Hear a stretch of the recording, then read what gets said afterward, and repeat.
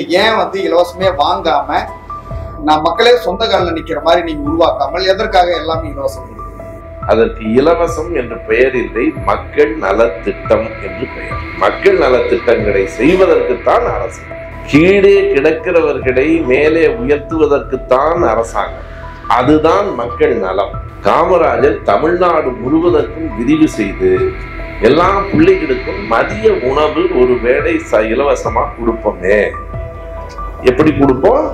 இலவசமா கொடுப்போம்னு சொன்ன போது அதிகாரிகள் அதை மறுத்தார்கள். இது அரசுக்கு எந்த பயனும் தராது. காமராஜர் கேட்கல, என்ன செய்தார் என்றால் இதெல்லாம் வரலாறு, நீங்க தெரிஞ்சுக்கணும்.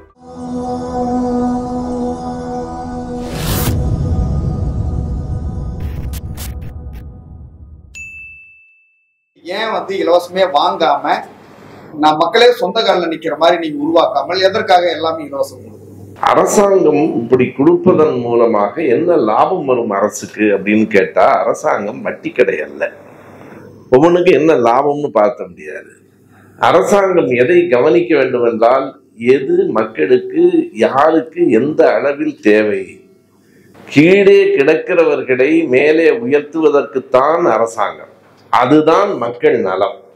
மக்கள் நலம் என்பது யார் துன்பப்படுகிறானோ அவனுக்கு உதவுவது.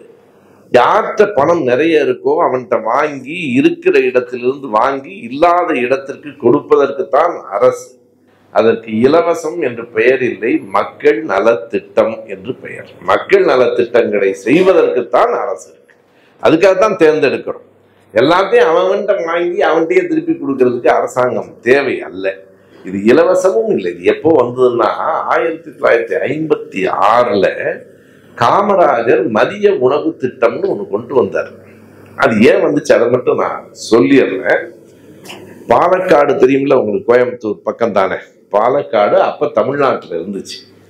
அப்ப பாலக்காட்டுக்கு நேத்து சுந்தரவடிவேலுன்னு ஒரு கல்வித்துறை அதிகாரி, அவர் அந்த பள்ளிக்கூடத்துக்கு போயிருந்தார். அவர் அப்ப கல்வி அதிகாரியா இருந்தார். அவர் பேசிட்டு இருக்கும் போதே மத்தியானம் ஒரு 3 காலை வகுப்புல எல்லா பள்ளிகளும் நல்லதான் இருந்தான். ஒரு 3 மணி 4 மணிக்கு ஒரு பையன் சட்டுன்னு அப்படியே மயக்கம் போட்டு விழுந்தான். யாரும் மயங்கி விழுந்துட்டான உடனே இது உண்மையாக நடந்தது. அப்புறம் இந்த பக்கத்துல ஒரு பையன் விழுந்தான். என்ன அது மயக்கம் போட்டு விழுகிறாங்கன்னு கேட்டபோது அந்த ஆசிரியர்கள் சொன்னாங்க, இல்லை இது கொஞ்சம் வழக்கமானதான், ஏழை பிள்ளைங்க, சாப்பாட்டுக்கே இல்லாத பிள்ளைங்க, மத்தியானம் உணவு கிடையாது, எனவே பசியில மயக்கம் போட்டு விழுந்துருவான்னு சொன்னாங்க. இது என்ன இவ்வளவு சாதாரணமா சொல்றீங்களேன்னு அதை ஆங்கில இந்து பத்திரிகையில் அன்றைக்கு நேத்து சுந்தரவடிவேலு ஒரு கட்டுரை எழுதினார். மாதிரி பசியின் காரணமாக பிள்ளைகள் மயங்கி விடுவதை பார்த்தபோது எனக்கு மனம் சகிக்கவில்லைன்னு எழுதினார். அவர் எழுதின நெஞ்சின் அலைகள்ங்கிற புத்தகத்துல இந்த செய்தி இருக்கு. இதை அடுத்த நாள் முதலமைச்சராக இருந்த காமராஜர் இந்து பத்திரிகையில தான் படிச்சார். படிச்சு சுந்தரவடிவேலை அழைச்சி, இது என்ன ராமா, பிள்ளைங்கன்னா சாப்பாட்டுக்கு இல்லாம ஏழை பிள்ளைங்க பள்ளிக்கூடத்துக்கு வந்ததே பெருசு, சாப்பாடு இல்லை என்று சொன்ன உடனே காமராஜர் சொன்னார், இது நீதி கட்சி ஆட்சியிலேயே சென்னை வரைக்கும் தொடங்கினார்.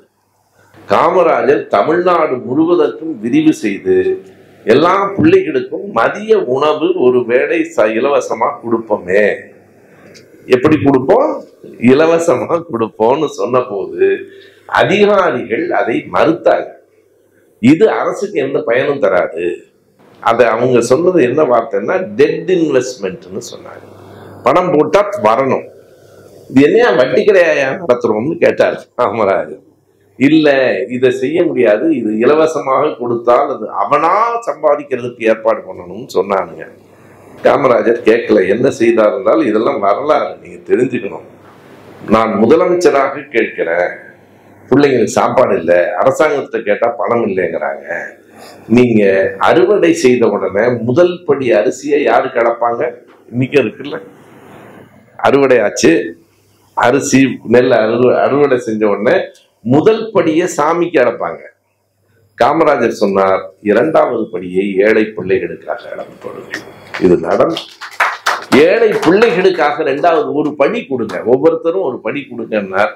அந்த அரிசியில் தான் பிள்ளைகளுக்கு சாப்பாடு வழங்கப்பட்டது.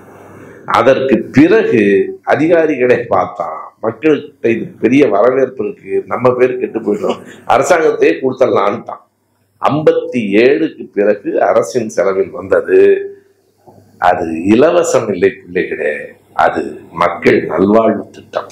அதுதான் பசியோடு வருகிற பிள்ளைகளுக்கு உணவு கொடுத்தது. அதை எம்ஜிஆர் விரிவுபடுத்தினார், கலைஞர் விரிவுபடுத்தினார், ஜெயலலிதா விரிவுபடுத்தினார்.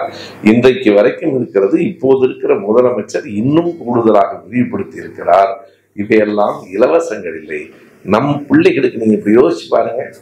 பெற்றோர்கள் பிள்ளைகளுக்கு சாப்பாடு போடும்போது ஏதாவது காசு வாங்கிட்டு கொடுக்குறாங்களா அவங்களுக்கு சாப்பாடு? இல்ல. அது இலவசமா? பிள்ளைகளுக்கு உணவு கொடுக்க வேண்டியது பெற்றோர்களின் கடமை என்றால், தங்கள் நாட்டில் இருக்கிற மக்கள் எல்லோரும் பசியில்லாமல் இருக்க உணவு கொடுக்க வேண்டியது அரசாங்கத்தின் கடமை. அது இலவசம் அல்ல, அது மக்கள் நலத்திட்டம். அதுதான்